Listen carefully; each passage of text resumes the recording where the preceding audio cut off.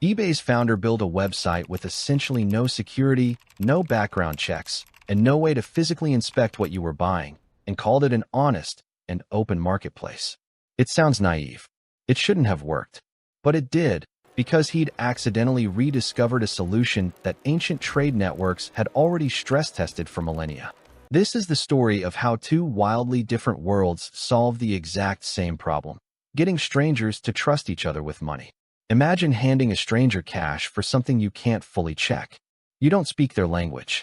Nobody nearby could vouch for them. And if they walked off with your money, there's no police officer you could realistically call. That might sound like a modern nightmare. It wasn't. For most of human history, it was just trade. Here's the real question underneath all of it. How do you safely exchange value with someone you cannot see, cannot verify, and cannot hold accountable through any personal relationship? Trade only becomes truly valuable once it moves past people who already know each other.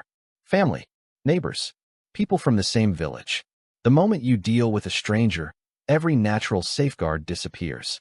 No shared history, no mutual friends, no social shame, no guarantee you'll ever see them again. This mattered enormously in the ancient world.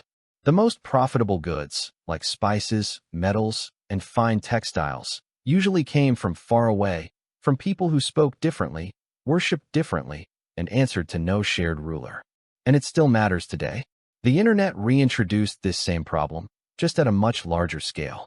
A buyer in one country and a seller in another, who will likely never meet. The real difficulty was never technology. It was information. You can't inspect someone's honesty. So any working solution had to replace what trust normally requires, without any of the usual ingredients being there. So how did merchants nearly 4,000 years ago manage this, with no banks, no postal system, and no court that reached beyond their own city? One of the clearest answers comes from a place called Kanesh, in what is now Turkey. Around 1900 BCE, merchant families based in the city of Assur ran a long-distance trade network stretching over 1,000 miles. We know this in remarkable detail because of thousands of clay tablets discovered at the site, written in cuneiform script. They recorded contracts, shipping receipts, debts, and personal letters between business partners. These merchants sent silver, tin, and textiles by donkey caravan across mountains and deserts to agents living permanently in Kanesh. A shipment might take months to arrive. The sender had no way to check on it along the way, and no legal system that could reach across that distance to enforce a deal gone wrong. So trade didn't run on law. It ran on family firms and long-term partnerships. Business relationships were often kept within extended families, or between families who had worked together for generations. Every transaction was written down. And because these merchant households were so interconnected, word about someone's conduct spread through the network quickly. A very similar pattern shows up later, documented by economic historian Avner Greif in his research on Mediterranean traders in the 11th century. Greif studied merchants who formed what he called a coalition, a group who agreed to trade only with each other, and who shared information whenever someone cheated a partner. If a merchant broke that trust, the punishment wasn't a fine or a lawsuit. It was exclusion. The entire network would simply stop doing business with them. That's the part worth sitting with. The ancient solution to trading with strangers wasn't really about creating laws. It was about creating dependence on a network, one valuable enough that losing access to it was a real cost. In other words, trust wasn't built on honesty as a personal virtue. It was built on information traveling through a group of people and on the price of losing that group's confidence. That single idea, reputation moving through a network, with a real cost attached to breaking it, is about to show up again. Not in the ancient Mediterranean, and not in Mesopotamia, but on a hobby website, built by one person, in a living room in California, roughly 4,000 years later. In 1995, a programmer named Pierre Omidyar built a small website from his living room, mostly as a side project. He called it Auction Web. People could list items, and strangers could bid on them. It worked better than he expected. Within months, hundreds of people were using it regularly. And that created a problem nearly identical to the one merchants faced thousands of years earlier. Buyers were sending money to sellers they'd never met, for items they couldn't inspect in person, with no real way to enforce the deal if something went wrong. So in February of 1996, when the site was just 6 months old, Omidyar introduced something new. He called it the feedback forum. After every transaction, buyers and sellers could publicly rate each other. His reasoning was straightforward. Most people are honest, but the dishonest few needed a way to be identified and avoided, in a way the whole community could see. The mechanism itself did something important. It created a reputation score attached to a person's identity, one that built up over time and stayed visible to everyone. A single transaction was no longer an isolated, anonymous event. It became part of a running record that followed that person into every future deal. The effect was significant.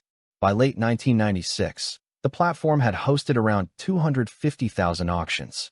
That's 250,000 transactions between strangers, most with no legal recourse if things went wrong, and remarkably, the system largely held together. What's easy to miss is that eBay's real innovation wasn't the auction format. Auctions had existed for centuries. The genuinely new part was digitizing something much older, a network where reputation is visible to everyone, accumulates over time, and carries a real cost when it's damaged. Two solutions. One built on clay tablets and donkey caravans, the other on dial-up modems and web servers. Built almost 4,000 years apart, with no connection between them.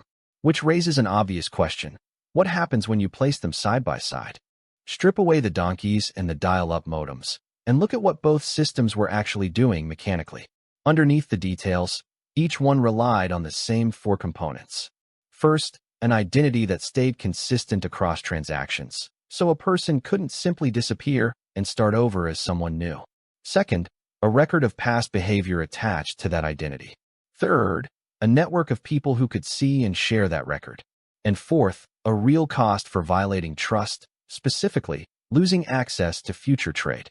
The Assyrian merchant network at Kanesh had all four. So did eBay's feedback forum. One ran through family letters and clay tablets. The other ran through server code. But functionally, they're the same structure. That's the first thing worth noticing. Both systems replaced personal trust with networked reputation. Neither required every participant to be honest. They just required dishonesty to be visible, and to be linked to a person who had to keep operating inside that network. Both also relied on repeat visibility. A merchant in Kanesh couldn't cheat one partner quietly and expect no consequences, because word would travel through the wider group of trading families. An eBay seller couldn't quietly disappoint one buyer either, because that feedback stayed attached to their account permanently. And both were voluntary institutions, not laws imposed by a government. Ancient merchants chose to join a coalition because working outside it meant losing access to reliable trading partners. eBay sellers built up feedback because refusing to participate meant buyers would simply choose someone else instead. In both cases, trust scaled without requiring the same two people to ever deal with each other twice. But the differences matter just as much, and they shouldn't be smoothed over for the sake of a tidy comparison. Speed and reach were completely different.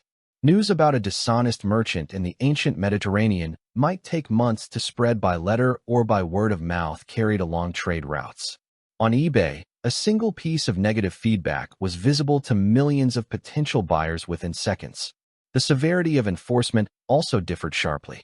Being excluded from an ancient trading coalition could end a merchant's entire livelihood, since so few alternative networks existed. A negative review on eBay is comparatively minor. It creates friction, but it rarely ends someone's ability to trade altogether. Entry into these systems also worked very differently. The Assyrian trading network was built on family ties and required years, sometimes generations, to become a trusted part of it. eBay's system was open to almost anyone, instantly, with no family name or personal history required.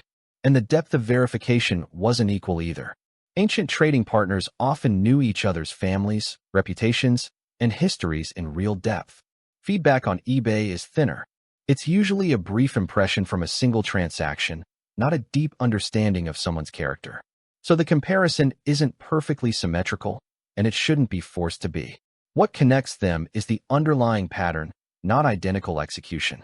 That pattern is this. Whenever legal enforcement is weak, slow, or simply doesn't reach far enough, people build reputation networks instead. This shows up far beyond these two examples. Merchant guilds, credit bureaus, the Better Business Bureau, rating systems on Amazon, Airbnb, and Uber. Even peer review and academic research follows the same logic.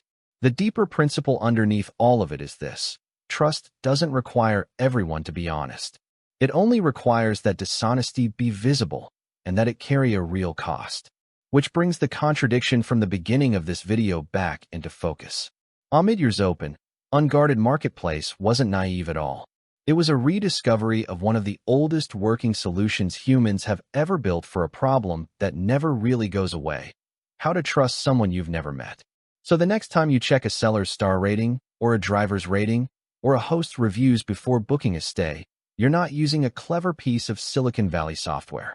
You're using a 4,000-year-old survival strategy, just running on a faster network. Which makes me want to ask you, what's a trust problem in your own life, online or off, that you think still hasn't been solved yet? Drop it in the comments. I want to dig through them for the next video.